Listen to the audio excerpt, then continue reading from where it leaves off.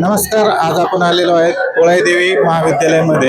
या ठिकाणी विज्ञान आणि गणित प्रदर्शन सध्या चालू आहे. त्यासाठी लहान मुलांनी या ठिकाणी गर्दी केलेली आहे. आपण ह्या शाळेचे मुख्याध्यापक हेरडे सर यांच्याशी चर्चा करू, थोडीशी माहिती घेऊ. सर, या ठिकाणी जे प्रदर्शन भरलेलं आहे त्या संदर्भात आपण काय माहिती देऊ शकतो? या ठिकाणी जे काही प्रदर्शन भरलेलं आहे, वास्तविक पाहता सांगायला आनंद वाटतो की कोळगावमध्ये बऱ्याच वर्षानं तालुकास्तरीय विज्ञान प्रदर्शन या ठिकाणी आयोजित करण्यात आलेलं आहे. वास्तविक पाहता हे विज्ञान प्रदर्शन मडेवडवर होणार होतं, परंतु तिथं काही तांत्रिक अडचण आल्यामुळं ती संधी या ठिकाणी आपल्या कोळगावला मिळालेली आहे. हे जे काही प्रदर्शन आहे, या प्रदर्शनामध्ये अनेक शाळा या ठिकाणी सहभागी झालेल्या आहेत.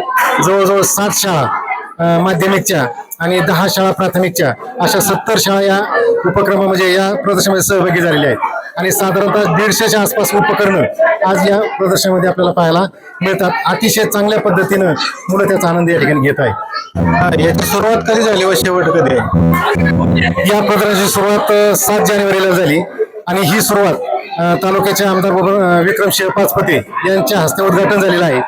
त्यानंतर अहिल्यानगरचे खासदार निलेशजी लंके साहेब काल येऊन गेलेले आहेत. राजेंद्र नागोडे या ठिकाणी येऊन गेलेले आहेत आणि अनेक मान्यवर या ठिकाणी गावातलेही उपस्थित होते. या सर्वांच्या उपस्थितीमध्ये हा कार्यक्रमाचं उद्घाटन झालं.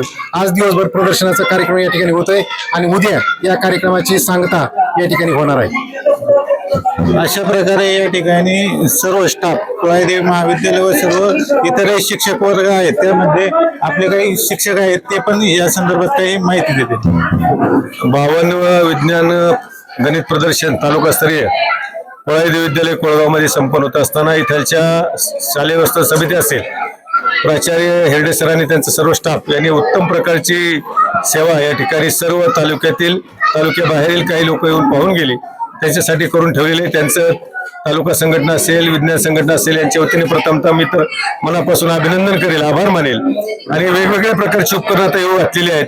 लहान मुलांची सुद्धा बुद्धी कौशल्याला वाव मिळावा, विज्ञानाचे वैज्ञानिक दृष्टिकोन वाढावा, म्हणून या ठिकाणी खऱ्या अर्थानं मुलांची जी उपकरणं आहेत ती पाहण्यासारखी आहेत. उत्तम प्रकारे प्रतिसाद सुद्धा या ठिकाणी मिळालेला आहे आणि हे सगळा प्रतिसाद पाहून भविष्यकाळातले वैज्ञानिक तालुक्यातून निर्माण व्हावेत अशीच सदिच्छा आहे.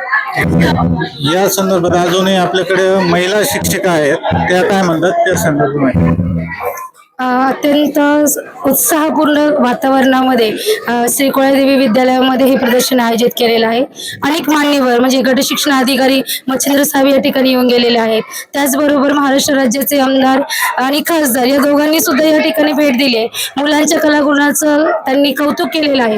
विद्यार्थ्यांनी इतकी सुंदर उपक्रम या ठिकाणी मांडले, त्यांच्या आयडियाज मांडलेल्या आहेत. निश्चितच ते भविष्यासाठी उपयोगी ठरतील असा आम्हाला विश्वास आहे. आणि उद्या आमच्या विद्यालयामध्ये या ठिकाणी सांगता होणार असून जे पहिले क्रमांक येतील ते जिल्हा पातळीसाठी पात्र ठरतील आणि तिथेही ती चांगली कामगिरी बजावतील असा आम्हाला विश्वास आहे. धन्यवाद. त्यावरती विविध प्रकारचे सेविंग, जसं वॉटर सेविंग, झाडाचं सेविंग, बाकीचं सेविंग केलेलं आहे. पण त्याच्यामध्ये महत्वाचं एक प्रोजेक्ट केलेला आहे की फार्मर, शेतकरी वाचवा. ही कल्पना कशी आली? शेतकऱ्याच्या पिकाला सरकार भाव देत नाही. शेतकऱ्याने पिकवलं नाही तर आपण खाऊ शकणार नाही. मग शेतकऱ्याच्या पिकाला जर भाव दिला तर शेतकरी आत्महत्या करणार नाही. आज म्हणजे सगळ्या देशांमध्ये शेतकरी आहे, पण भारतातल्या शेतकऱ्याची परिस्थिती अतिशय कठीण आहे. शेतकऱ्याच्या पिकाला भाव नाही, त्यामुळे शेतकरी रोज एकत्र शेतकऱ्याच्या आत्महत्येचे केस येतेच. शेतकरी आजही आत्महत्या करतो, तर याच्यासाठी सरकारने किंवा शेतकऱ्यांनी काय केलं पाहिजे? शेतकरी तर करतोय त्याच्या म्हणजे त्याच्याकडून जे काय होईल, पण सरकार शेतकऱ्याच्या पिकाला भाव देत नाहीये. तर सरकारने ह्याच्यावर थोडा विचार केला पाहिजे आणि शेतकऱ्याच्या पिकाला योग्य भाव दिला पाहिजे. तो पुढे होऊन काय होणार? शेतकरी मग शेतकरीच होणार.